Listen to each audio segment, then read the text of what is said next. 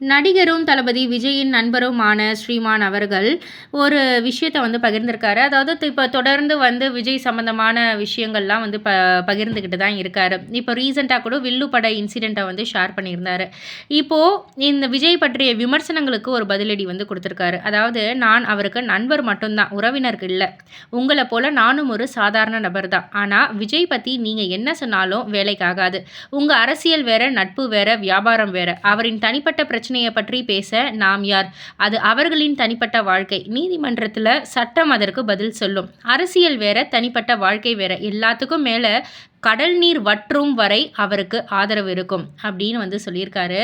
So இத பார்த்துட்டு தளபதி ரசிகர்கள்லாம் ஆஹா ஓஹோன்னு பேசினாலும், பொதுமக்கள் நெறைய பேர் வந்து என்ன சொல்றாங்கன்னா, என்னதான் வந்து பட்டாலும் நீங்கலாம் வந்து அடங்கவே மாட்டீங்களாப்பா? அப்படின்ற மாதிரியான ஒரு கேள்விய தான் கேட்டுக்கிட்டு இருக்காங்க.